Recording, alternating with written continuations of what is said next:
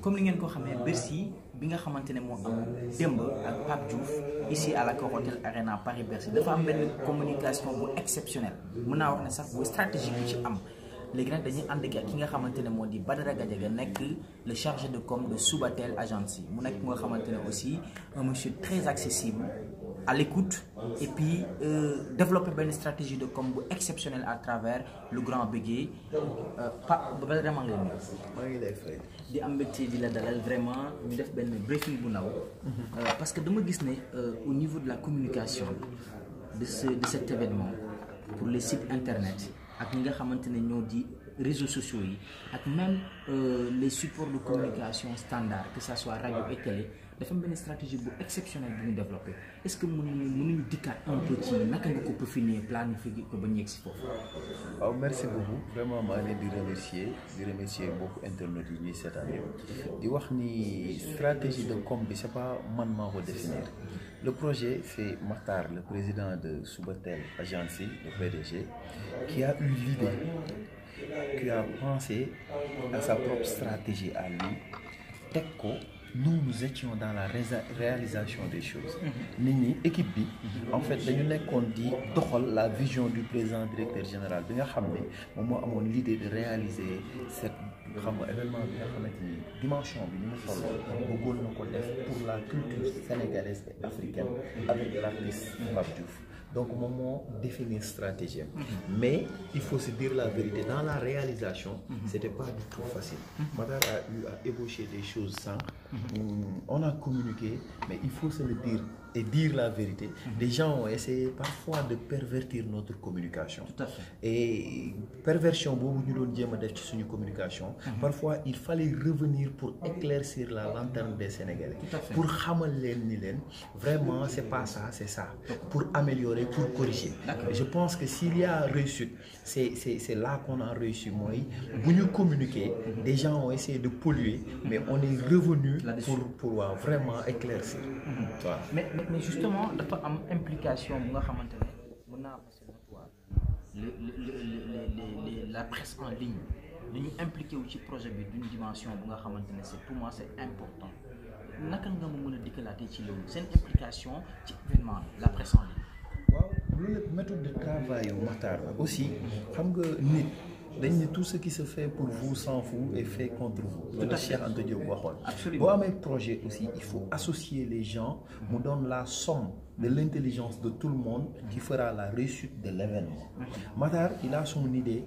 am na idée mais day ñëw exposer ni la loo ci xalaat yéen Feeling Dakar côté communication. looloo tax sites yi dañ ciy gis seen bopp parce que sites yi ak presse en ligne bi dañu nekk ay nit yoo xam ne dañ jege esprit Subatel bi ñuy liggéey mu développer ko ñu am ak ñoom ay relations yu seen yoo xamante ni on fait spectacle yi def yëpp ak programme yi dañ koy def ak ñoom donc xam nga nit bu associé woo ci dara bu fekkee yëfam la bu fekkee il épouse l'idée pour mu jàllale ko dafay yomb mais bu fekkee il n'épouse pas l'idée pour mu jàllale ko dafay jafe parce que du comprendre même yéen ban vision ngeen am donc c'est ça notre relation avec la presse sénégalaise malgré que léegi Sénégal dootul presse kese xam nga y a les réseaux sociaux y a d'autres choses yoo xam ne parfois ils essaient comme je t'ai dit de pervertir la communication mais on a su rester très calme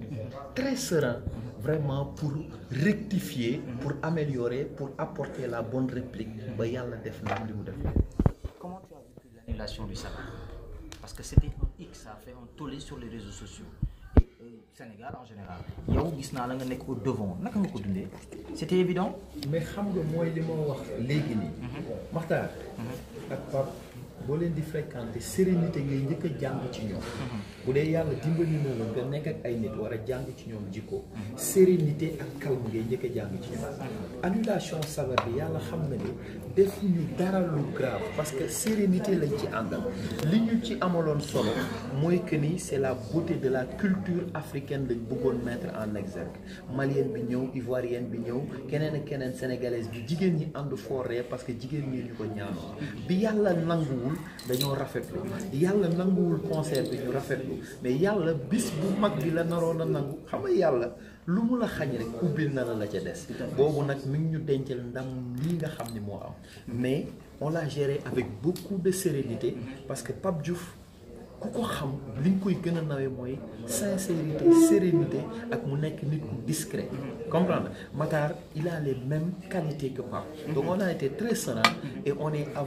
a avancé vers l'objectif principal qui est de réussir le pari de Bercy pour l'Afrique, pour le Sénégal. compilation Modou Lo Balla Gaye da nga ci liggéey bu am solo bëggoon naa nag nga dikkal ma tuuti ci naka la demee woon ci studio bi parce que dama la gisoon nga nekk derrière di ci liggéey bu am solo naka nga ko doon dundee ak ñaari mbër yi c'était évident wayloo leen. waa mbër yi l'idée est venue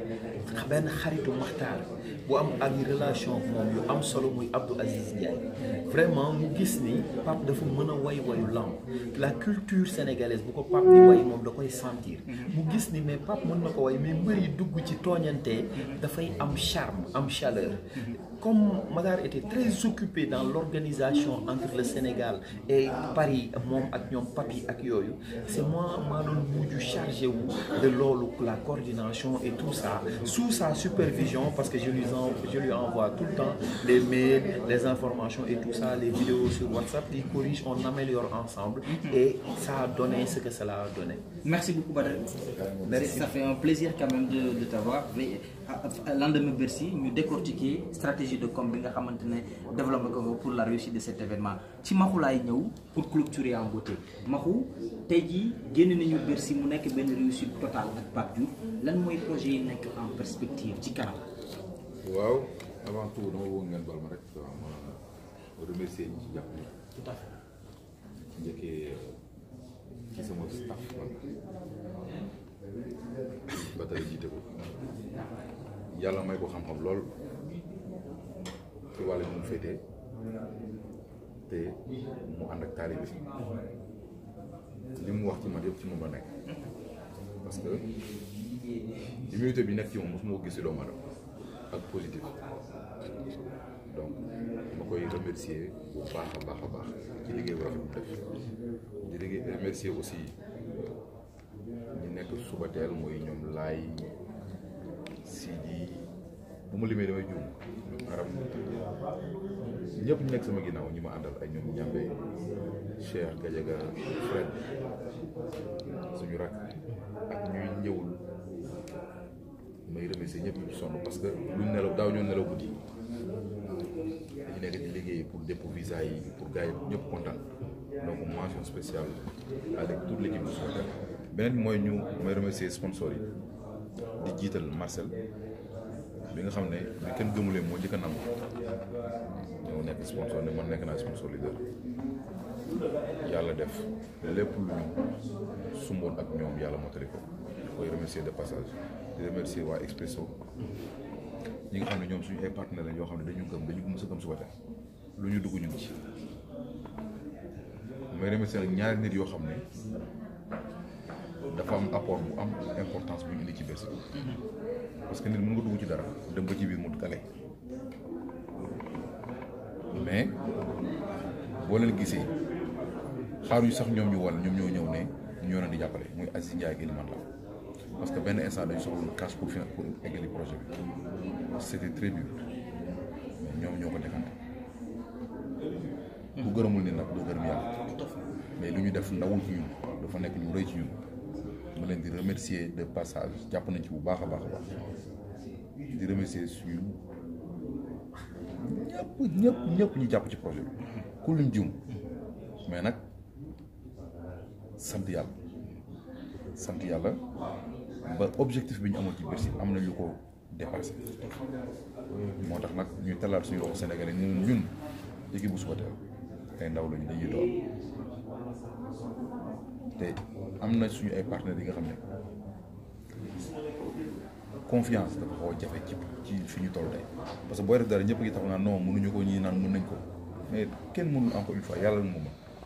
te yaakaar naa ne yàlla am na ko ñun parce que lépp luñ dugg dinañ ci dooleel bañ gën ci ak alhamdulilahi rabbil alamin donc presse bi laay tëjee presse bi ñun amuñ seen fay tey waa Sen TV laay waxal parce que dañu liggéey bu extraordinaire ci affaire te pourtant tey dañu ñëwuñu seen benn caméraman yi ñoo ko seen visage dañ ci yéex a jot Cheikh Sarr lépp lu leen gis ci ITV muy daw TFM moo ko def bu ko remercier de passage di leen jégalu di leen baalu àq parce que affaire yi dafa demoon benn exemple dafa diis heure bi ñu jot seen visage yi dafa metti TFM aussi mention spéciale war nañ ni Pape Diouf seen Pape Diouf la di gërëm jagandu bu baax directeur télé bi jaga suñu mag la taxawu nañu biir taxawu nañu biti tey mën naa la bi ñëwee fii problème jot am ay technique tout ça c'est lui qui a géré waa Prince Art aussi mention spéciale jàppale nañ seen artiste bu mat sëkk donc presse bi bàyyiwuñ kenn site en ligne yeeg ñëpp bàyyiwuñ kenn ku ñu ci tooñ ñu la baalu nañ la jégalu nañ mais du woon suñu coobare parce que bu ñu def dara da def lu rafet moo ñu tax mais nag réalité yi am dëkk bi ak fii du benn parce que salle yi am na sécurité tellement ba nga xam ne tey li ngay waxante ak ñoom bu amee dara lu ci changé rek dañ lay jéem a bloqué ci yooyu donc moo tax ñuy jégalu bépp frustration boo xam ne am na fi ñu ngi jégalu nit ñi ba ci kanamu yàlla di leen wax nag ñu ngi leen di jox rendez-vous ci fan yu néew dinañ leen communiquer lu bees tàq incha allah merci beaucoup. lu bees ak Pape Diouf. lu bees waxuma la ak Pape mais Pape Diouf ñu nag moom ba géej gi fer. très bien. foofu dafa am benn affaire bu ma ciy éclaircir pour mu leer. ñun ak Pape Diouf du producteur ak artiste Pape Diouf suñu mag la ñoo bokk ndey ak baay xam nga gis nga fee artiste ak ay promoteurs yoo xam ne dañuy liggéey pare di sànni ndexeer encore une fois côté boobu dama ci li nga ñi fi mujj def Bercy muy ñoom Tafa ak ñoom Jacques Khadim ñu am mérite lañ ay jàmbaar dëgg lañ tout à fait parce que projet jéem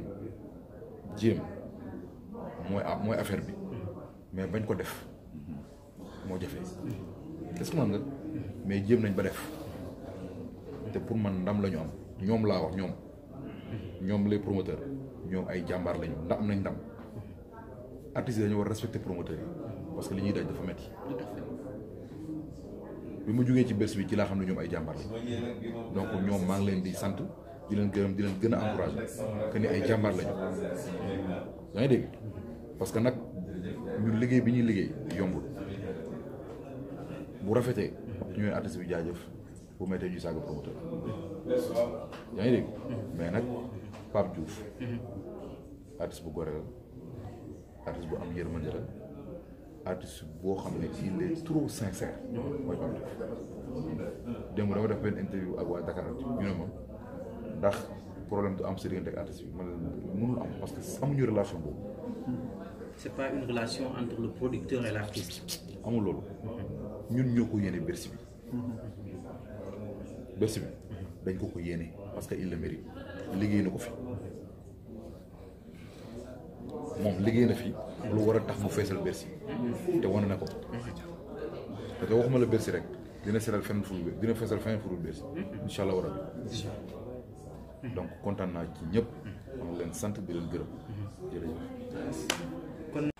mbokki xaritu internetu Feeling Dakar diaspora7.com mu nekkoon benn mise au point benn briefing bu nga xamante ne ñi ngi ko doon def ak Matar Subatel mi nga xamante ne moom moo jiite Subatel Agency nekkoon producteur événement bi nga xamante ne moo jàll dem fii ci Accor Hôtel Arena Paris Bercy avec Pape Diouf et la génération consciente ñu àndoon ak moom ànd ak ki nga xamante ne moo di son second di son chargé de com ci Agency bi nga xamante ne moo di Subatel di Badara Gadiaga gis ngeen mise au point bi wax nañ ci point yu bari développé li nga xamante ne bii moom moo di spectacle bi invité yi manquement yi nga xamante ne aussi amoon na ci biir événement boobu mënul ñàkk parce que un événement de cette dimension ñu am yéene di ko defal ki nga xamante ne di Pape Diouf à chaque fois dina am yu nga xamante ne dafay sooxe mais pour moi apprentissage la dañ ciy jàng pour bu beneen yoonee bu ñu koy def mu gën a jàppandi en tout cas ñun ñu ngi leen di gërëm di leen sant di ko remercier bu baax di ko encourager ci mu développer yeneen événement yoo xamante ne dimension bi la parce que nag moom aussi ku jar a remercier la ku jar a encourager la parce que am na dynamisme bi am na volonté bi te am na courage bi ñu ngi leen di sant di leen gërëm Feeling Dakar diaspora7.com mbokku internet yi ba beneen ak beneen gan ci beneen événement d'une dimension internationale merci beaucoup.